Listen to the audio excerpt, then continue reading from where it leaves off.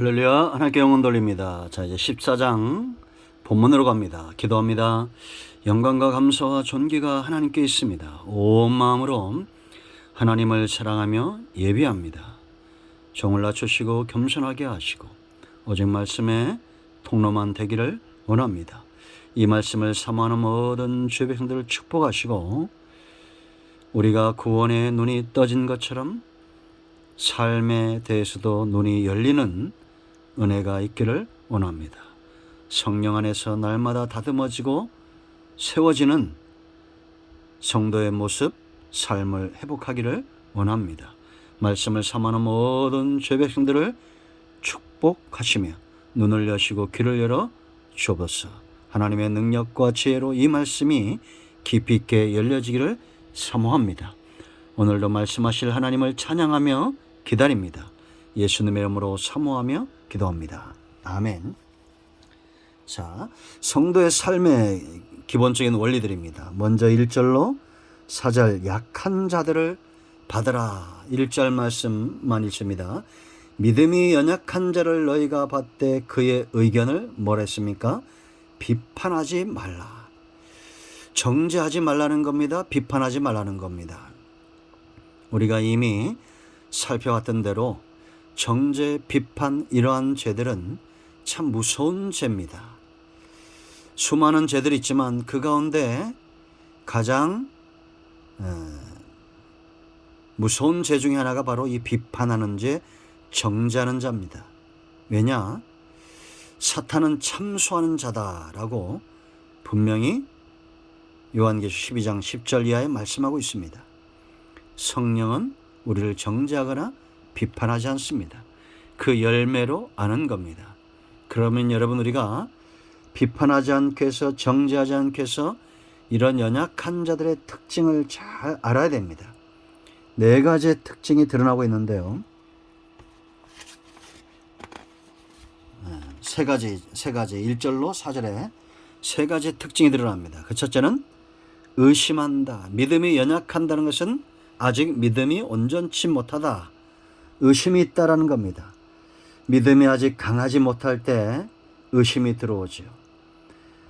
성도의 삶을 강하게 하고 결단력 있게 하는 것 무엇입니까? 바로 믿음이죠. 가장 기본적인 믿음은 하나님이 우리와 함께 한다는 믿음이고 하나님이 성도의 삶 가운데 역사하신다는 믿음입니다. 여러분, 골리앗 앞에 있는 다윗을 보세요. 그가 강하고 담대하게 골리앗 앞에 나갈 수 있었던 이유가 뭡니까? 눈으로 보는 것처럼 귀로 듣는 것처럼 하나님의 살아계심을 그가 체험하고 있기 때문입니다.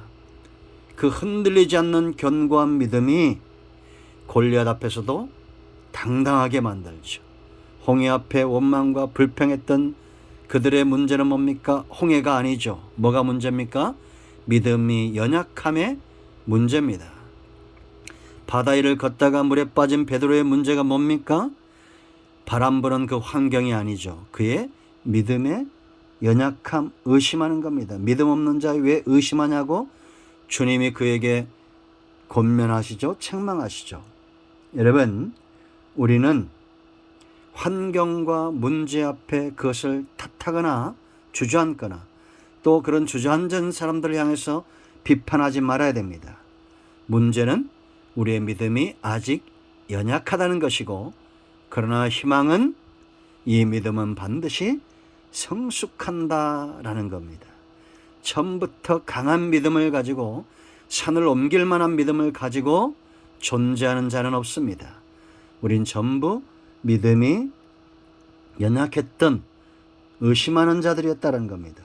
먹는 것도 의심하고 먹고 행하는 것도 의심할 때가 많았습니다. 그러나 우리 가운데 겨자씨만한 믿음이 있으면 산을 옮길 만한 능력으로 나타나는 겁니다.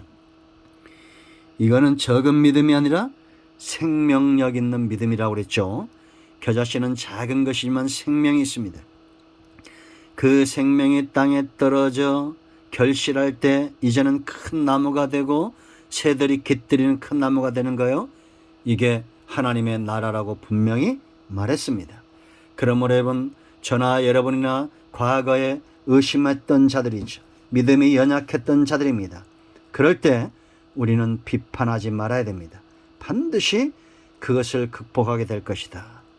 의심하는 자를 보면 우리는 그 속에 있는 생명력 있는 믿음의 희망을 가져야 됩니다. 반드시 그 의심을 떨쳐 일어나 믿음이 강한 자들이 될 것이다. 그래서 15장 1절에서는 믿음이 강한 너희가 연약한 자를 받으라고 분명히 권면하고 있다라는 거죠. 우리 모두가 의심하는 단계를 넘어서서 이제는 믿음이 강한 자가 되기를 소원합니다. 그런가 하면 또한 믿음이 연약하고 의심하는 자들을 보면 비판하지 말고 기다려주고 그들이 감당해야 될 몫까지 감당해주는 그런 영적인 거인이 되기를 축복합니다. 자, 두 번째, 이들은 채소만 먹는다. 2절 3절 보겠습니다. 어떤 사람은 모든 것을 먹을 만한 믿음이 있고 믿음이 연약한 자는 채소만 먹느니라. 먹는 자는 먹지 않는 자를 업신여기지 말고 먹지 않는 자는 먹는 자를 비판하지 말라. 이는 하나님이 그를 받으셨음이니라 라고 말합니다.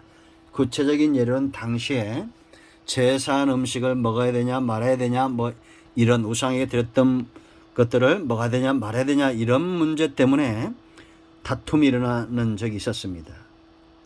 그런 다툼 자체가 어린아이 신앙이라는 거죠.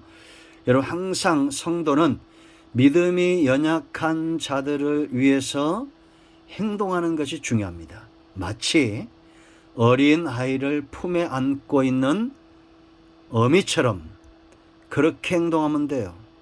양도 있죠. 어미가 첫 새끼를 낳으면 잘 관리를 못합니다. 심지어는 그 어린 양을 발로 밟거나 더 심하면 깔고 뭉개서 죽이는 경우도 있죠. 양이나 염소나 소나 아주 미숙하기 때문입니다. 그러나 노련한 소나 아이를 많이 낳은 양이나 이런 걸 보면 자기 새끼를 잘 키웁니다. 동물양도 보세요. 잘 키우죠. 여러분, 우리는 품에 어린 아이를 아는 능숙한 보모처럼 행동하면 돼요. 어떤 사람들은 아직 채소만 먹어요. 성장한 사람은 어떻습니까? 딱딱한 음식도 먹어요. 믿음이 연약한 자들은 큰 문제, 이러한 것들을 감당해내질 못합니다. 그럼 우리가 주변에서 있다가 서로 영적으로 돕고 기도로 돕고 협력하는 사역이 굉장히 중요하다라는 거죠. 원수가 대적해와도 힘에 벅차면 감당해내지 못합니다. 헌신 누가 합니까? 감당할 수 있는 자들이 하는 겁니다. 우리 어릴 때 자녀들이 얼마나 많았습니까? 형제가. 그 다 누가 감당합니까? 마지들이 감당하죠. 둘째가 나눠 가집니다. 셋째가 또 나눕니다. 성장할수록 다 그렇게 유치원 보내지 않아도 영육이 얼마나 강건하게 잘 자랐습니까? 그렇습니다. 성도들 가운데도 최소만 아직 큰 문제를 감당해내지 못하는 분들이 있습니다. 그러면 당당 앞에 골리앗 앞에 서는 다윗처럼 이스라엘 군대의 몫을 감당할 수 있는 영적인 군대가 되면 되는 것입니다. 언제까지나 채소만 먹고 있지는 않습니다. 이제는 딱딱한 음식도 먹을 수 있는 그런 존재가 된다라는 것입니다. 그러면 여러분, 먹는 것, 입는 것 이런 것들이 아니라 하나님이 그들을 존중히 여기고 소중히 여긴다라는 것이 우리 삶의 기준이 되어야 됩니다. 원리가 되어야 됩니다. 뭘 먹고 뭘 마시느냐 이걸 판단하지 않습니다.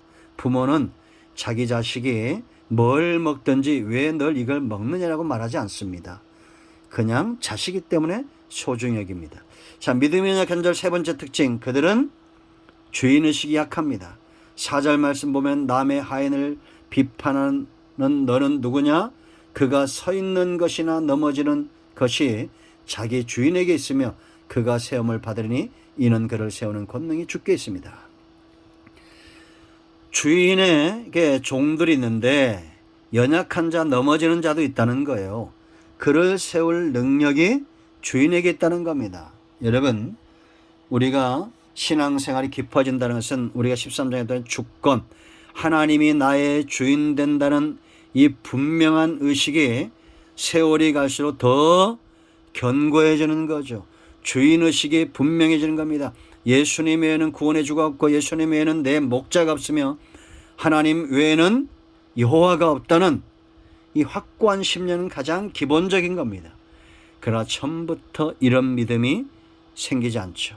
우리가 세월이 가고 교통하고 교제하고 양이 주인의 음성을 들으면서 주인을 분명히 아는 것과 같습니다. 처음 집에 들어온 하인은 주인이 뭘 좋아하는지 어떤 일을 좋아하는지 잘 모릅니다.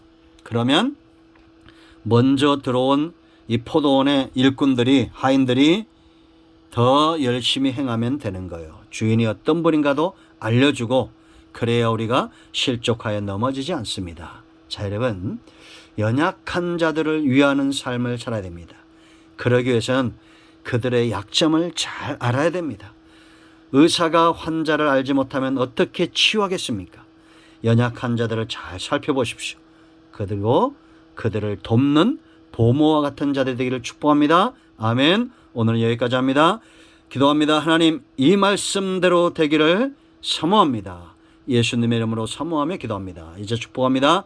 나사렛 예수 그리스도의 명으로 우리 가운데서는 모든 흑암과 어둠의 영들, 병마들, 문제를 일으키는 악한 영들, 사단의 역사는 묶임을 얻고 떠나갈지어다. 예수님의 이름으로 선포하며 축복하며 치유하며 기도합니다. 아멘. 막혀있는 것들 열려지고 병든 자는 치유되었습니다. 할렐루야. 이런 모두를 축복합니다. 아멘.